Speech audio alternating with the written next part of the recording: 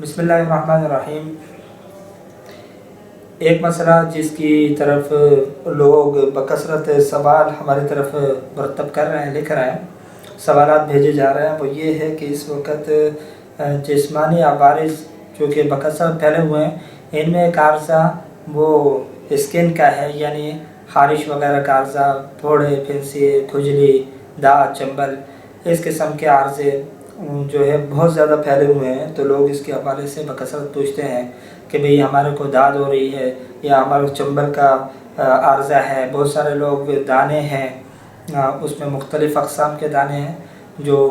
لوگوں کو ہو رہے ہیں، تو لوگ اس حوالے سے مراجعات کرتے ہیں۔ تو اس حوالے سے اکثر و بیشتر جو آنے والے حضرات ہیں ان کی میں رہنمائی بھی کر دیتا ہوں کہ بھئی یہ عمل از خود گھر پہ کر لیا کریں، آنے کی تو ضرورت نہیں ہے۔ اور فائدہ عامہ کے لیے یہ یہاں پر بتا دیتا ہوں، عمل بہت آسان ہے، کوئی مشکل نہیں ہے کہ آپ زیتون کا یا کھوپرے کا تیل اعلیٰ کوالٹی کا آپ لے لیں، اس کے اوپر آپ نے پڑھنی ہے 3 مرتبہ درود ابراہیمی، 3 مرتبہ درود ابراہیمی، اس کے بعد 3 مرتبہ سورہ نصر،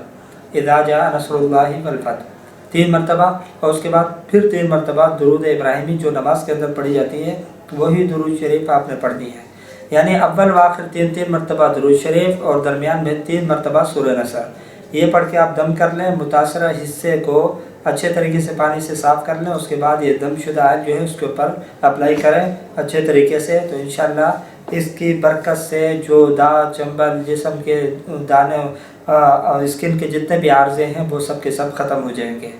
اس کے علاوہ بہت سے احباب جو ہے وہ پوچھتے ہیں چہرے کے اوپر جو دانے ہوتے ہیں اور نشان چھوڑ جاتے ہیں، اس کے اعتبار سے بھی کوئی عمل جو ہے وہ بتایا جائے۔ تو اس کے اعتبار سے عمل یہی کیا جاتا ہے، لیکن یہاں جو دم کیا جاتا ہے وہ بجائے آئل کے یہ چکنی مٹی کے اوپر کیا جاتا ہے۔ چکنی مٹی کے اوپر یہ عمل کر کے،